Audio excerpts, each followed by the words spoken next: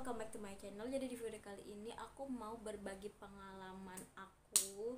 Itu kejadiannya 1 tahun yang lalu waktu aku habis lahiran Arzel. Itu aku ngalamin pendarahan pasca 1 minggu aku melahirkan secara normal. Jadi itu aku lahiran Arzel itu hari Minggu, terus aku pendarahan itu di hari Sabtu sore. Hal sebelumnya itu aku tuh kan pendarahan hari Sabtu. Nah, hari Kamisnya itu tuh aku habis cek di bidan dan katanya jahitannya itu bagus. Terus darahnya juga keluarnya udah mulai normal darahnya itu. Jadi kata bidan bagus-bagus aja, nggak tahu kenapa hari Sabtunya itu aku pendarahan yang banyak banget. Jadi tuh ceritanya aku tuh habis bukan aku yang mandiin Arzel, tapi ada dukun bayi waktu itu habis mandiin Arzel, terus aku mau mandi juga. Jadi aku bangun dari tempat tidur, merasa ada air yang ngalir. Aku kira itu aku pipis di celana, nggak taunya itu aku diem kan. Terus aku duduk lagi, terus air itu nggak ngalir lagi. Terus aku berdiri, airnya ngalir lagi, terus makin deres. Pokoknya bener-bener kayak kalian lagi BAK. Terus pas aku cek, nggak taunya celana yang aku pakai itu ada darahnya kan. Terus aku nggak panik, aku telepon bidan, aku nanya, "Bu, ini kenapa kok aku kayak pendarahan dan pendarahannya lumayan deras?" Terus kata bidannya, "Kamu langsung aja ke bidan ini," katanya gitu. Aku tuh nggak berani jalan, karena kalau aku jalan itu, aku jalan, aku berdiri aja itu airnya tuh ngalir terus. Bukan air, maksud aku darahnya itu ngalir terus. Jadi tuh aku digendong dari tempat tidur ke mobil, tuh aku digendong kan aku takut banget.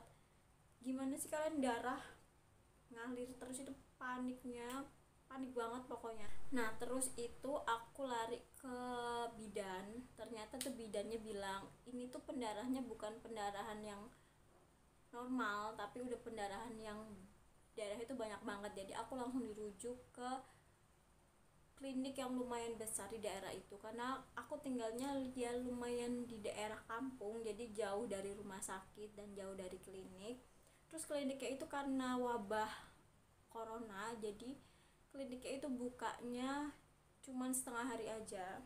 Terus tanpa pikir panjang, karena kliniknya itu tutup, aku langsung ke rumah sakit terdekat. Dan rumah sakit itu tuh jaraknya 1 jam. Jadi dari rumah ke rumah sakit itu tuh 1 jam. Bayangin, dengan darah yang ngalir nggak berhenti, aku harus nunggu 1 jam untuk nyampe ke rumah sakit itu. Nah, nyampe di rumah sakit itu tuh nggak langsung ditanganin karena emang lagi wabah corona. Jadi harus diperiksa dan ditanyain apakah dari seberang atau enggak, apakah dari Jakarta atau enggak. Jadi dites suhu badan. Itu bener-bener aku udah nggak tahan, udah bener-bener lemes. Di jalan aku sambil lemes, pikiran aku udah kemana-mana, udah nggak tahu apa besok aku masih bisa hidup atau enggak, karena itu bener-bener lemes banget. Tangan aku tuh nyampe gemeteran, udah nggak bisa ngeliat apa-apa, udah nggak mikir apa-apa. Aku cuma minum aja di mobil itu, cuma minum banyak banget. Aku tuh minum karena aku emang lemes banget dan kehilangan cairan di tubuh. Jadi tuh guys, ternyata kita itu memang pendarahan setelah melahirkan, tapi itu ada pendarahan normal dan pendarahan nggak normal. Jadi pendarahan normal itu kurang dari 500 mili. Kalau di atas dari 500 mili itu pendarahan yang udah benar-benar berbahaya, dan banyak banget kematian yang terjadi karena ibu melahirkan itu setelahnya pendarahan. Jadi pendarahan pasca melahirkan itu ada 4 penyebabnya. Yang pertama itu rahimnya nggak kontraksi dengan baik, robekan jalan lahir, gangguan pembekuan darah, sama sisa jaringan. Kalau kalian ngelahirin itu belum bersih, jaringannya tuh masih ada. Nah, kalau kasus aku itu aku pendarahan karena emang rahimnya itu kontraksinya nggak bagus. Jadinya yang harusnya itu rahim itu kencang keras, itu yang bagus kontraksi. Itu kalau dipegang itu kayak batu keras, itu berarti rahim kalian bagus dan kontraksinya bagus. Kenapa kok rahim kalian itu kontraksi setelah melahirkan padahal bayinya udah keluar? Itu tuh karena rahim kalian itu yang tadinya itu kecil, cuma sebesar telur, itu bakal membesar seukuran sama bayinya. Terus dia itu bakal naik ke rongga dada. Nah, kalau kalian habis melahirkan itu, dia itu bakalan mengecil. Jadi mengecilnya itu enggak langsung mengecil gitu, enggak, mengecilnya itu berangsur-angsur. Jadi makanya itu kontraksi terjadi. Rahim itu bakal mengecil dengan sendirinya sampai 40 hari. Makanya ada yang bilang itu fase nifas itu 40 hari. Itu karena keadaan rahim itu bakal kembali normal ke bentuk sebelum kalian sebelum kalian hamil. Nah, jadi kalau misalnya kalian ibu-ibu yang baru melahirkan atau yang bakal ngelahirin, kalau misalnya habis kalian lahiran itu kontraksi kayak kalian mau melahirkan, itu nggak apa-apa, itu bagus. Justru itu memang harusnya kontraksi biar rahim kalian itu nggak ngeluarin darah. Sakit itu aku langsung ditanganin sama dokter. Itu tuh aku langsung diinfus kanan kiri, itu diinfus, terus langsung masuk.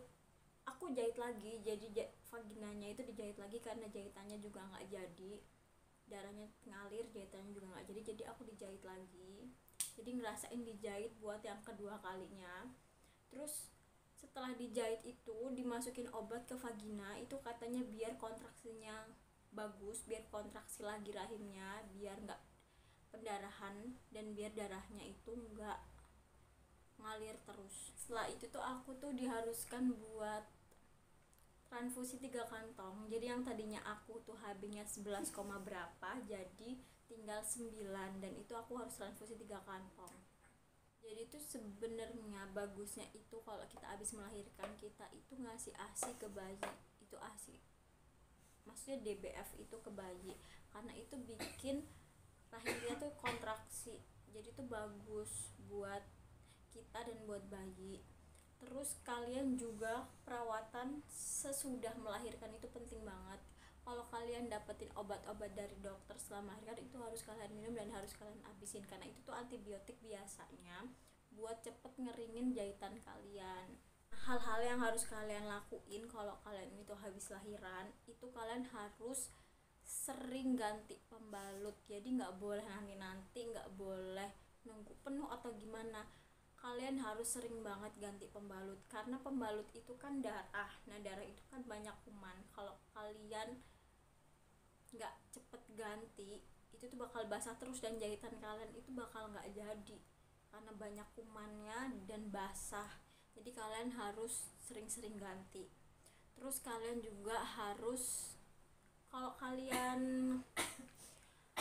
habis BAK atau BAB itu, kalian harus bersihin daerah kewanitaan itu benar-benar bersih banget. Nggak boleh yang asal-asal cuma cebok biasa aja, tuh nggak boleh, karena itu tuh bakal jadi sarang kuman.